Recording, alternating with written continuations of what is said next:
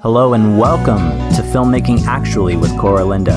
I'm Spacey, here to introduce this podcast, which poses the question, what should you know about being an actor or actress actually?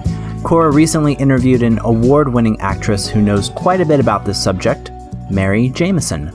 Based in Los Angeles, California, her credits include films like Dangerous Company, Back to Zero, Welcome to Happy Valley, and The Second Coming of Christ with Tom Sizemore and Jason London, as well as the 21 Pilots music video for My Blood. Full disclosure, Merri has graced the screen in a few Space Stream Productions projects, including Cora's film Names on the Wall, available to rent or buy on Amazon Prime Video, ding, as well as the lead role in Cora's live-action/animated short Bringer of War, which is available on our website, spacestreamfilms.com.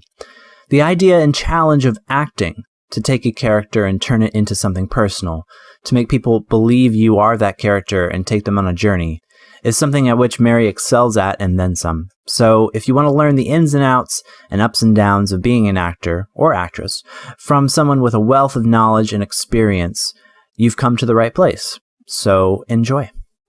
Hi, Merri. Hi, Cora. Thank you for being here. I'm really excited to have you. Thank you for having me.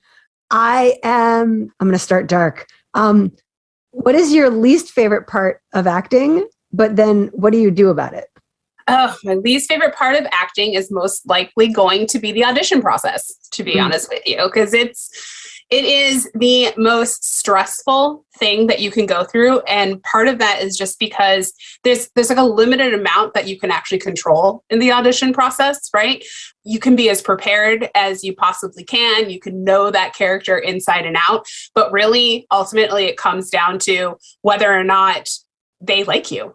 And so when you go in there, you know, all of us actors, we have a little bit of a ego issue, right? That we want to be wanted, we want to be needed. And so when we go in there and you can nail it. You can be like, oh my God, it was the best audition of my life.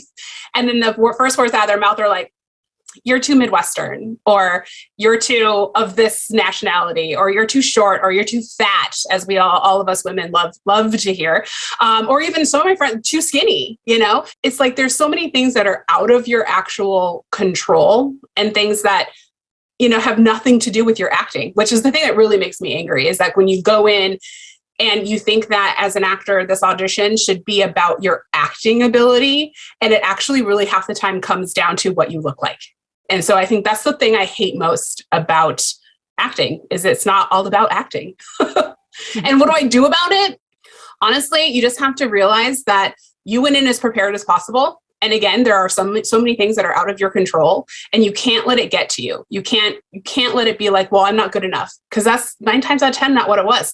I had an audition recently where I thought I did really great. And they even told me, they're like, you were awesome. We loved your view of your character, but we've decided to go with a different ethnicity. And it's like, okay, well, I did great. You know, you got to pat yourself on the back with that. And you cannot let that kind of stuff get to you, because ultimately that's not something that you can control, you know? And it's hard. It can be really hard. And like auditioning is a numbers game, right? So you go in and it's like, even if you're awesome, it's like maybe 1 out of 25 that you get. You know, if you're not awesome, maybe it's 1 out of 50. But at the same time, it's a numbers game. You just got to get out there every single time. And you can't let the things you can't control get to you, which can be hard. But, you know, it helps to have a good group of friends and other things in your life to kind of focus on when that kind of stuff happens. That is awesome advice. It's funny because that's something that like I always try to say even in the podcast, like when I'm talking about castings, like you can miss out on an amazing actor or actress because in your head, you imagine them a certain height or a certain thing. I mean, sometimes like if you're doing a chemistry read and you put 2 people together, like when we were doing the comic relief casting, and there was one of the girls that was reading for Nova who was amazing. She just looked so much like you. Yeah, I remember that. Yeah. So, and we literally like, we called her. And we read really well together too. We did, but that makes it hard. And that was the only time where it's like, we couldn't have this other character look like a sister of the lead character. Like you guys just looked so alike. It was like distracting, but something like that is different than like, oh, you know, you're to this or to that or whatever. Like, I feel like as a on the other side of the casting table, it's almost freeing to not be like, I need somebody who's this size and this height and this blah. And I can just be like, who is this character? Who embodies this on the page? So until the entire industry changes, keep just reminding yourself that sometimes it's not about you. You're amazing. And that's, well, you're biased, but yeah, thank you.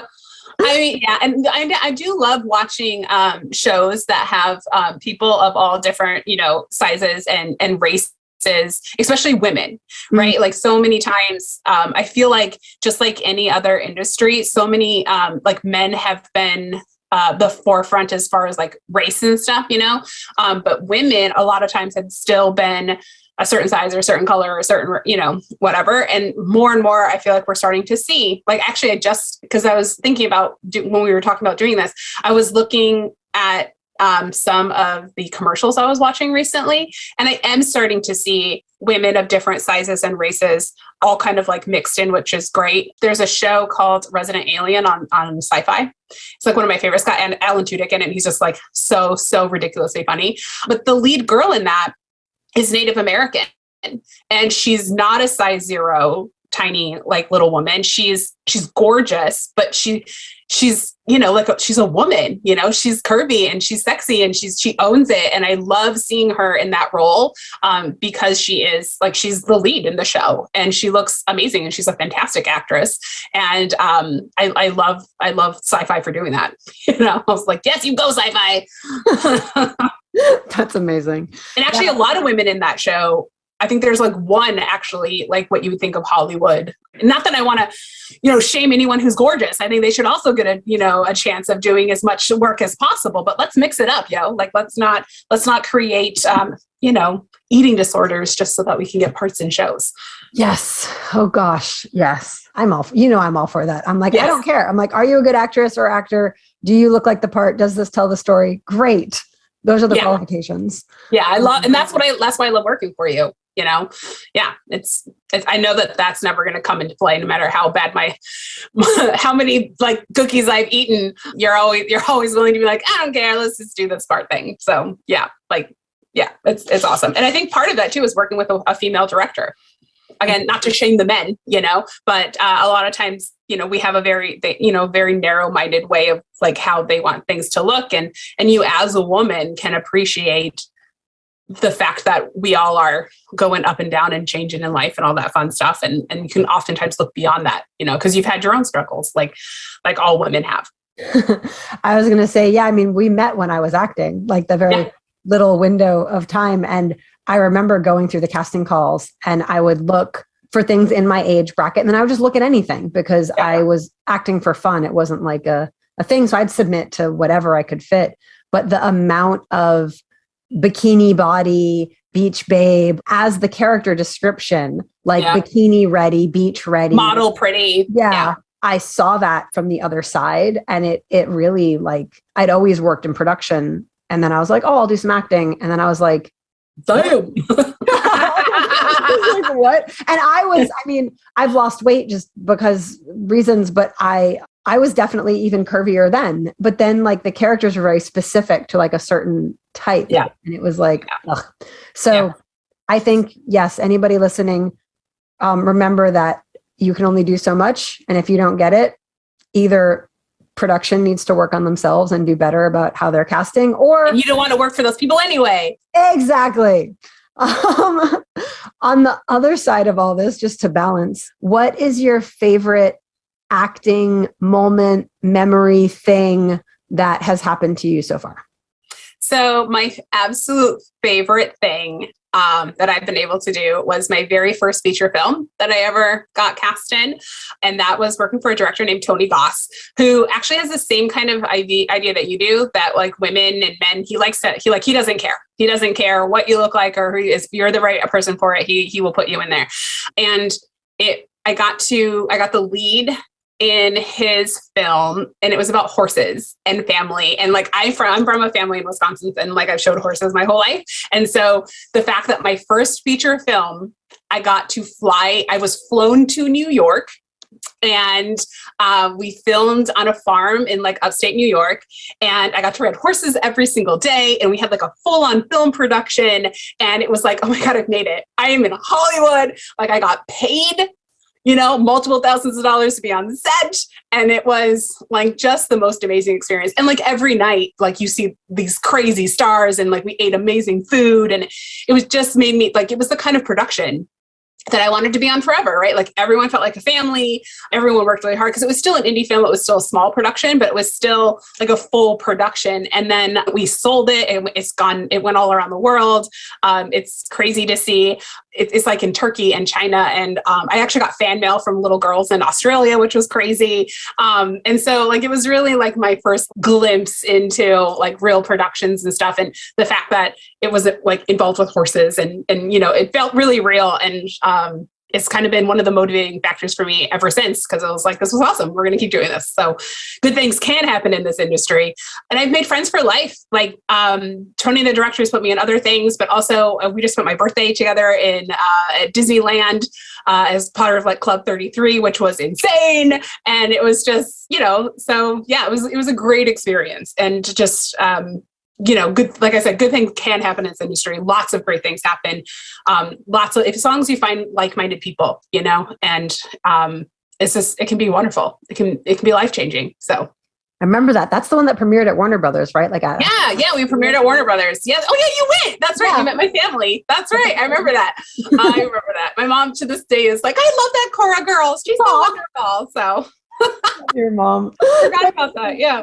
Yeah, it's still on Amazon. So yeah, we just got it re-released, which is funny. Okay, go watch Welcome to Happy Valley on Amazon. On Amazon, yeah, that's right. Little plug. little plug there. I actually forgot. We actually had pulled it because we were having rights issues because we like sold the rights to it. And so that could go like, because we went to the Cannes World Market and sold it there. And the company that we sold it to went bankrupt. And then Sony bought them. And so then Sony bought our movie and was like releasing it without any of us getting any money. And so we had to do this whole thing. But anyway, so now we've got the rights back. And so we're re-releasing it on Amazon, which is great. So. All right, go watch it, everybody. I'm pretty sure it's back out on Amazon, but yeah, anyway. Yeah. I say that and it's like not there. I mean, I can check really quickly. It's like, welcome to Happy Valley. Amazon. Oh, yeah. Look at all the stars, 4.5 stars. That's right, yo. With 60 reviews. That's really good. It's a fun movie. Like, it's definitely like, it's not, I have seen some indie features where you're like, okay, good job. But that one's fun. Like, I actually liked it. So I'll just circle back to what you were saying about working with me. Because the next question is, what are some things, or even one thing, that you wish all directors knew when working with actors? Like, what would you tell us if you could tell us anything? What would you tell us to do? What would I tell you to do? To not micromanage me as an actor, because I've been on sets where it's like, no, you need to put your foot here and you need to move your hand like this and you need to do this. And you're like a robot, right? You're feeling like, it's like, say it exactly like this, move exactly like that. And that never comes out as something that is real or natural. And then it looks fake. Like it looks like you're acting, right? It doesn't look like an actually good story. And I get that sometimes the verbiage might not be exactly what you wanted, but like you cast this actor to portray a character because you trusted and you saw something, and then that was the character that you envisioned. So let them do that, because sometimes when I was at Sundance in 2020, I was listening to a talk, and a director said something very interesting. He said, there's 3 stories that you make, right? So, or 3 movies that you have. So you have the movie in your head, the movie that you write down as a script, and the movie that actually comes out. And so sometimes the movie that actually comes out that is portrayed, because you have all of these other minds now involved, right? As the actors and the cinematographer and all that fun stuff, the movie will change, and it changes very organically if you let it. And I feel like it will change the correct way if you want it, if you let it, because if you have someone who's micromanaging everything, it's stressful for everybody. and it's going to affect everyone's performance.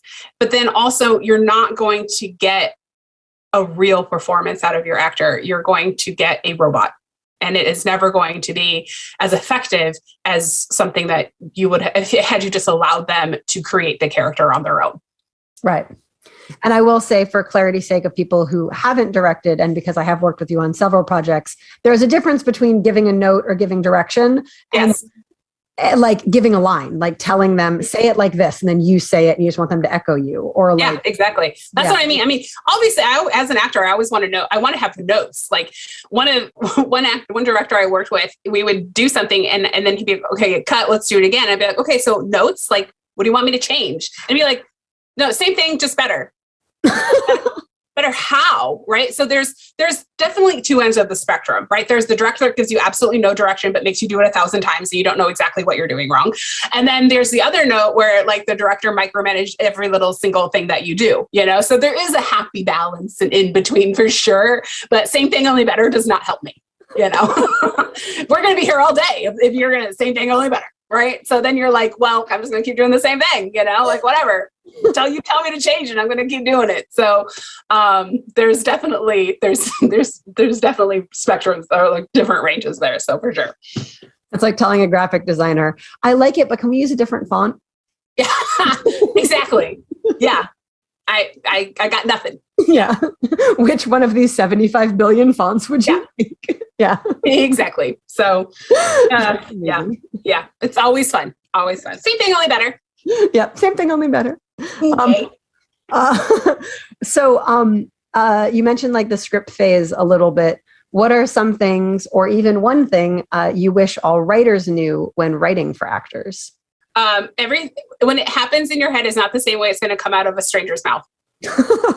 That's so true. And I get that this is your baby and it came from your brain and you wanted it said exactly this way with this verbiage, but sometimes your verbiage doesn't make sense. Like sometimes that's actually not how people talk, you know, and they get so mad, and I get it because I have written stuff myself. And so you could get really mad when you're like, well, no, I said the before this, or, you know, and it's like, that just doesn't flow as well as if I say it like this, you know? And so some things in your head doesn't actually make sense. And just kind of, and the thing is, the same thing is like with the director, right? Like let that actor feel those words, let them figure out how they fit in their mouth and how, which sounds weird, but you get what I'm talking about. Feel how it actually like comes out, because it might be slightly different, and give us a little bit of creative freedom. I'm not saying that we need to rewrite the script every line, but allow us a couple verb, you know, changes here and there, and don't get mad. Because again, I've been on set where it's like, the word you're supposed to use is this word exactly. And you're like, that doesn't make sense. It doesn't flow, right? Like it doesn't. And then you get hung up on the line, and then you have to do that take like 17 times because that line just doesn't make sense to your character the way that it is coming out, you know? So just allow us a little bit of freedom. You know? I'm not saying we get to rewrite the whole script, but just a little bit of flowy freedom would be nice. That's amazing. I remember when at a different Sundance panel, there was a director saying, like, as the director, you need to know the material so well that and she mentioned like she was working with like an Academy Award winning actress who was like, I don't understand the scene. Why do we have this scene at all? It's stupid. Let's take it out. And she was like, okay, well, and she explained it. And the actress was like, oh, okay, never mind. Let's do it. So like, it has to be a conversation. But on the other hand, like, I mean, you know, we do table reads for that exact reason. Because when you hear somebody saying it, it's like, no. And then you like fix it before you even get to set. And for me as like a writer director, I love, like there's times where an actress or an actor will say, hey, this thing. And on the one hand, I'll be like, actually, the reason that word is so important is because in this other scene, someone said something else that is that word and we need it to connect. And then it's like, oh, that makes sense. And I've also had stuff where like, whether it's the blocking or the dialogue or whatever. And the actress is like, I don't, you know, she was super respectful, like pulled me into the room and she was like, I just don't feel like, it just doesn't make sense to me why my character would be doing this. Like, it just feels weird. And she said, I asked, I said, okay, what do you think she would do? And she said, I think she would do blah, blah, blah, blah. And she said, why? And I was like, okay, so that's brilliant. So that's what we're doing. And we just went back into the room, we were filming on location. Yeah, but not every director is that willing to be as humble as you are. A lot of directors are like, this is my dream. This is what we're doing. This is what we're doing. I know, there's not that. It's a sign of a great director that you listen to not only your actors, but like, just other ideas that pop in there. And I have been in table reads with you before where we have questioned this, that, or the other thing. And you've actually said that same thing, like, oh, well, this word plays into this later. And you're like, oh, okay. But like in the most recent one, I remember there was like a typo or a word that was wrong. And like an actor had said something and like, that word doesn't make sense. And then you're like, I'll make a note. I'm making a note right now. Like that. So yeah, I think table reads are definitely handy with that. Like if you can get your whole cast to sit there and read it out and make suggestions, I think it's really helpful. Yeah. And even if you can't get the actual cast, like for the last one that we did, I think the last one we did, we just had you come in as like a stand-in actress, not stand-in, but like as a reading actress for the... It would be perfect for that part, but yeah. It would be though. Yeah. Yeah. So just throw me in there. Throw me in, coach. Put me in. I'm perfect. You are. It is funny, like when it comes to casting, because like, on the one hand, you want to be aware of diversity and you want to make sure that, like you sit down and look and like have all the headshots in front of you and like, am I looking at a wall of the same color? Like, do I need to mix? Do all these people look the same? Are all these people physically the same? Like, should I be mixing this up a little bit? And the answer is usually yes, right? Like if you have to question that, let's mix it up, right? Yeah. The world is a very colorful palette. And maybe you have to run another round of auditions. Like I've done that. We did that for Comic Relief for Hayden. We got to the end and I was like, we had some good options, but it was just kind of casting us into this corner. So we did another round of auditions and we found someone who was better than, like, I was like, oh, this person was good and this person was good. But then we ended up casting Anton and he's like... Is he still in it, by the way? Because he just got done doing Legacy. Yep. He just wrapped. Like Legacy, oh my God. If no one is watching this show, everybody go and watch Legacy so you can watch our lovely little man in it. He's beautiful. His girlfriend's also in it now and she's gorgeous as well. And he's just fantastic. It's literally like Dallas, like the show Dallas, but like set in South Africa. Yeah. And the accents are fabulous and the costumes are ridiculous and like the money is just amazing. So go watch Legacy because it's bomb. If anybody out there isn't watching it, you should watch it. It's fun. Anyway, if you like daytime soaps with a little pizzazz, it's fun. He's so good as an actor. He's so good. He's so good. And I'm so thankful that we did that because if I had he's so good though, he's an amazing person. He's so nice, and so supportive of other actors. Like me, him, and Alyssa got together and did like just like a run through. Remember you were there? Yeah. You came in like video. Yeah. But before you got there, we ran through it a couple of times and he was just so incredibly supportive and nice. And just like, I was like, I just want to snuggle you. You're just like the nicest guy ever. Like he's so beautiful and so talented that you're like, this guy's got to be an a-hole, but he is the nicest person. I just like floored every single time that I have any sort of reaction or interaction with him. I was like, this man just so lovely. Just stop. And that's the thing. Like if we hadn't taken that literally one extra round of casting, we never would have found him. Like we didn't find him, but like we never would have connected with him. We never would have auditioned him. We never would have had the opportunity. I never would have had him in my life. Yeah. So yeah, it's amazing what you can do with just that one, just going, okay, let's just do one more time. Yep. And then there also is the problem of like, beyond the creative, you have to have the production side, you have to have the money taken care of, meaning you have to have a business plan and have monetary value, which means having some sort of name, but can you afford the name? So what parts do you give to the names and what part? And it becomes this like, honestly, it's the only part that I feel like I really need someone else to take over for me, because in my own head, like balancing the finance and the business strategy and all of that with the creative and the story, it's a really hard line to walk. And I feel like it would be mentally relieving for me to be able to have that conversation with another person. Yeah. Where I can because I fight so hard for the story. And then I have to like fight with myself to remember that the business is important too. So yeah, no, it's a whole thing when it comes to casting.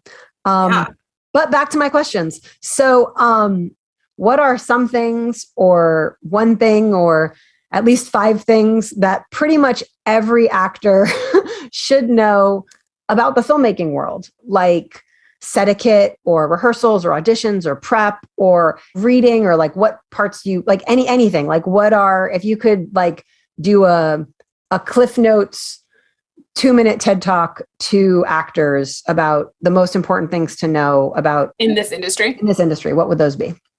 One, it's a really small industry. I know it might not seem small, but it is small, and you never know who is going to make it or, take their career into a certain path. And so be nice to everybody. Be nice and be respectful and be grateful. Not just to be like, oh, I'm grateful to be in this room, but like really you should be, because you could be talking to somebody in the audition room, like waiting to go in, who decides, oh, I actually don't want to act, I'm a screenwriter or whatever. And then 2 seconds later, you're a total mean person to them because you think they're competition. And the next thing you know, they sell a screenplay to like NBC. And if you would not like, the thing is I don't want you going in there thinking like, oh, I should be nice to everybody because they could do something for me, but like be genuinely a nice person, because there's no reason. There's enough work for everybody, really. If you are good enough and you put in your time and you put in your work, there is enough work for everybody that you don't need to be a mean, manipulative, like nasty person to get ahead in Hollywood. And actually, it's the more nice you are, the more you get ahead in Hollywood, because people remember you. And if you're on set and you say thanks to your makeup people and you're like genuinely know that they are the people that make you pretty people, like be nice to these people, because they can make you not pretty and just be like, oh, I don't have time. You're not like, get on set there. You just never know where this career is going to take people. And so just like be a genuinely nice person, like choose to be nice, come prepared. I cannot tell you how annoying it is if someone comes to set and doesn't know their lines. Like I have spent so many days and hours and all that fun stuff, like learning my lines and being prepared. And I have showed up on set and the lead actor has not bothered to take the time to learn the scene with me. And now it's like, now it takes all like extra time out of the day. The scene isn't awesome because they don't know the lines, right? Like I can do as much as I can and like do my part well, but if they're not interacting with me or if they don't know their lines, it's kind of hard to have a great scene, right? So it's a way to show respect for your fellow actor is to come prepared. Not just for your fellow actor, but everyone on set. If you come and you're prepared, you are showing that you give a crap about this and that you actually believe that this is your job, right? You're not doing it for fun. This is your job. And part of being in a career is you come prepared, period. You also need to make everything that you're doing in part of that production as a priority, right? So if you're supposed to be at an audition, you show up at an audition looking like a professional, and you show up at an audition prepared. Not, oh, sorry, I haven't had a chance to read the lines. So it's basically a cold read for you while the rest of us have spent hours getting ready. And it's just disrespectful, right? So choose to be nice to everyone in the production. Choose to be nice at every part of the production, whether it's auditioning, coming in for a second casting call, being on set or getting fitted. Because again, you never know where people are going to be, and then come prepared. Like that, I feel like that shouldn't be that hard, right? Because like those are, if you were to think of any other job or career that you're going to want to do, if you want to be a banker, if you want to be in real estate, you're going to come prepared and you're going to come looking and acting professional, and you're going to be nice to your coworkers. And this is the same thing, but it's something that I see over and over and over again with people in this career is that they are not prepared. They're not acting like a professional. And I don't know why that is, because this is a career. Most of us have invested our lives in this career, not to mention thousands of dollars for like headshots and all that fun stuff. So I take this career very personally as it's like my first priority. And for people to come and they're just very flippant about it, it's insulting to me. And I will tell directors and I will tell other people that, hey, FYI, like not to be a tattletale, but like, I don't want to work with this person if this is how they're treating people behind the scenes, because I've also worked with people who are really nice to the face of the people that matter, like the producers and the directors. And then behind the scenes, they're yelling at the makeup people, they're refusing to come out of their trailer. They're just being super drama about it. And like, I'm going to let people know about that. Like, I'm going to be like, I don't want to work with her because this is what she did behind the scenes, Like I worked with an AD once who was a total meatbag to me like when he wasn't in front of the director. And later on, I was like, I don't want to ever work with him again because this is how he treated me. So, be nice and be professional like you would any other career. It's funny because I also remember, I'll shout him out because he's doing awesome now. Remember when we were working with Dan Tiffany on Company Nights, right? And he was like a PA and he just graduated film school and he's like starting and doing his thing. Yep. Super cool guy, and if anybody, like I literally had somebody once practically throw me out of a party because I said I met the person I was there with as I was PAing. And I happened to have been PAing as a favor. I was a working production designer who literally was like throwing a bone to a friend. And I was like, yeah, sure, I'll do this. And then when this person's manager heard I was a PA, they like physically would like push me out of like conversations, like stand like, I asked, I was like, what's going on? And she's like, it's because you said you were a PA. And I think about stuff like that. Cause then like Dan, who, he's just a PA, he's doing this stuff. And then he's like getting kind of busy and we had to reschedule him on the show, which was really sad. Yep. And then now he's like an Emmy winning producer on television. Like he's doing them. And it's only a couple years later. Like this isn't like, it's not like, like a lifetime. Like it was within years. He's like on the Emmy red carpet as a producer of like television shows. And you never know if you can't do it just because being kind should be a baseline for humanity, then use your self-servingness to be kind because it will only benefit you in the end. Right. Just choose to be kind, especially like at like this whole post-pandemic-y kind of thing. Like we've all been through a lot. And also just remember that this production is not about you. Not about you. It's actually not about you. You might be the lead, and I have been the lead in multiple things, and it's not actually about me. It might be about my character, but there's a billion other people working on this production, and there's a billion people working on that production before you even walk on. And you wouldn't be there if you didn't have makeup and if you didn't have wardrobe and all of the production guys, all your gaffers, be nice to them because they will make you look bad. If with bad lighting, they'll mute your butt if you're being like, whatever. Like I've been on the other side as well, like done production and, watched how actors treat the people on the other side. And I was appalled. I was like, I've never done that, right? Like I say thank you. And I don't talk crap about people in the bathroom with my mic on. Like, let's not do that. FYI, the mic stays on when you go pee, FYI.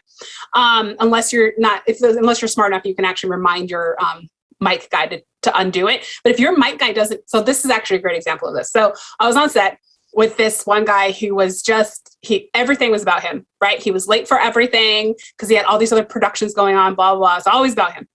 So he was really rude to the mic people, like just, you need to mic me now, or this isn't fit, like, blah, blah, blah, just being super drama mama about it. And he went to the bathroom one day, and as he walked off set, because I was I was a producer on the set, and so I was like, hey, you forgot to undo the mic on him. He's going to go pee. And he goes, I don't care. If he's not smart enough to remember to take it off, not my job. Like, he was like, so like everybody who had like listened to him pee. And then he went in there and he was like talking crap about, I want to say it was like the cinematographer or something, like talking crap about the cinematographer. So you best believe that he had a lot of stuff cut. A lot of stuff ended up on the cutting room floor there. And he definitely did not make any friends in that. So, be nice to all the people, whether you think they're big or small, be nice to all the people because they control everything. It's so true. So on the other side of that, what are some red flags that actors should look for in the casting calls or the audition process? Because it can be a rough world out there. And what are some signs that maybe this project isn't one you want to be involved with? If they ask you to do nudity in the actual audition, don't do that. And if ever it comes up to the point where, because I know sometimes, like, I've been in auditions where, they let you know ahead of time that, hey, there's going to be a sex scene in here. Like, are you comfortable with it? That kind of thing. But I've also been in some shady auditions where they ask you to play out said sex scene. And that is a thing for you to be like, no. And then as a woman, FYI, if you have to take off your clothes in an audition, you need to have a representative there with you. Like, it can't just be you and a director, quote unquote. And they're like, okay, so we're going to do the nudity thing right now. And which has been asked, and actually, according to SAG, is legal, but you have to have a representative in the room as well. So just be really cautious in any of those kind of auditions, especially women, but men too. Like, they ask men to do weird things in auditions as well. And if you trust your instincts, if you feel uncomfortable, or if you think at all this is shady, get out of there. Just get out of there. Also, there's a lot, especially in LA, but I know across the country, we're doing films all across the country. If you were driving up to a place and you're like, I'm going to give an audition in someone's apartment, don't go there. Don't do it. It could be a legit audition for something, but it's not going to be a production that helps you. Okay. You might make a 5-minute short, but that's not going to be something that really helps you, right? You want to choose projects that maybe not ones that you make a lot of money on, but ones that start out legit, right? So you're in a casting room, you're doing a Zoom casting call, whatever that is, but you want to make sure that these people are actually legitimate, so they give you the sides ahead of time. They give you a character breakdown. Money for me is always a big thing. I've done a lot of stuff for free, and over that, right? You should be paid what you're worth. You might not always get your SAG pay, but you still should. A lot of times actors are just expected to work for free, and then the crew is paid. So it's how is the crew paid, but the cast, we're just expected to work for our because we want to, because it's for our craft. We should want to work for free for our craft. So if anyone in the production is being paid, actors should be paid as well. So those are just some kind of red flags, right? Trust your instincts for sure, and make sure that the production is starting out legitimate from casting on. Because if you are auditioning in someone's apartment, you can guarantee it's not going to be a legitimate production, and you're going to waste time and try and figure out shuffling this with your job, and then it's going to come to nothing. And so you'll get an experience, maybe a learning experience from it, but just avoid anything that seems shady from the start, and protect your butt. Don't get naked for nothing. Literally protect your butt. Literally protect your areas, people. Don't get naked for nothing.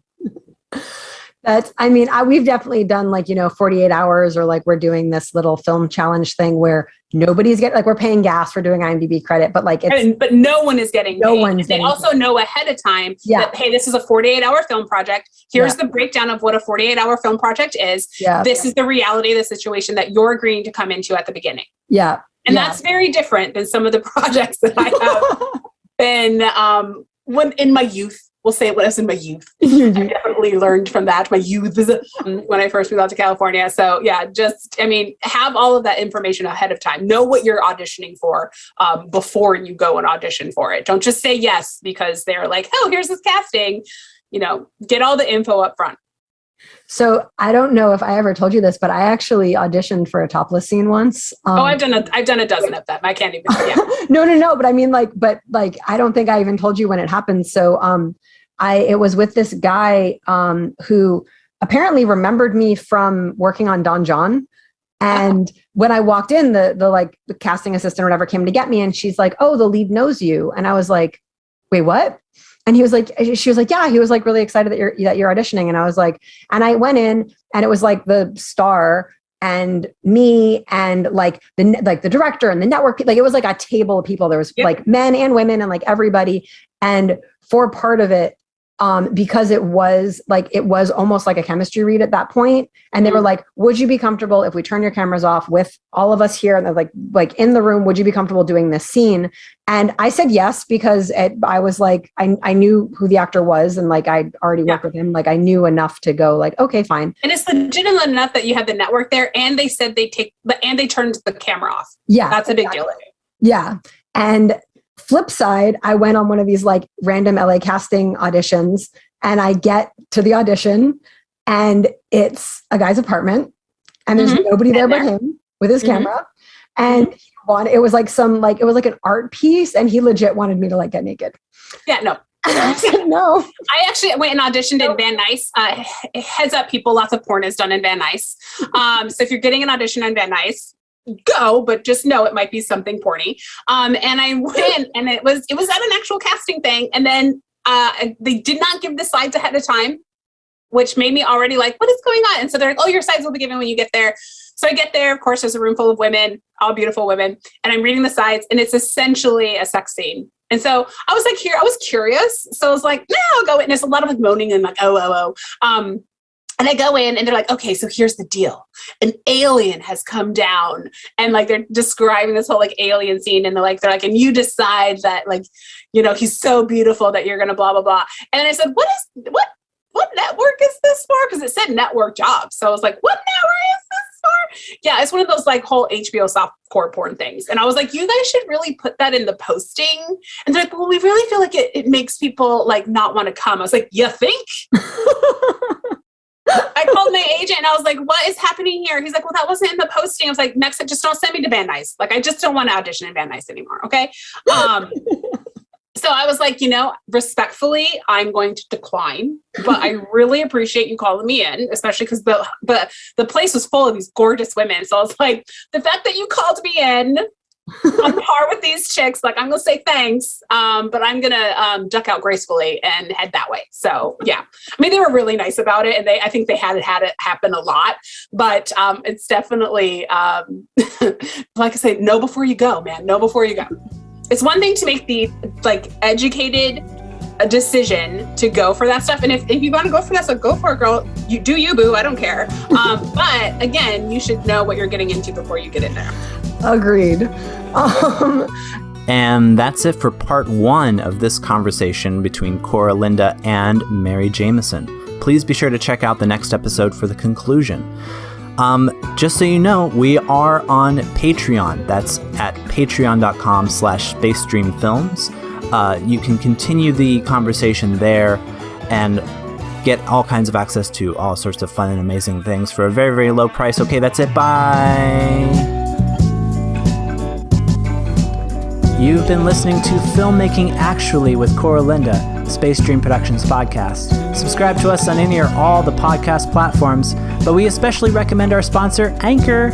If you like what you hear, leave us 5-star ratings and positive reviews on iTunes and Stitcher. It helps more listeners like you discover the show. But the best thing you can do if you really like the show is tell a friend. Want to leave a comment or ask a question? Email at filmmakingactually@gmail.com. This is Spacey speaking, and do you know why Jenny Slate would beat Christian Slater in a foot race? Because Jenny Slate, but Christian Slater. And we'll see you next time.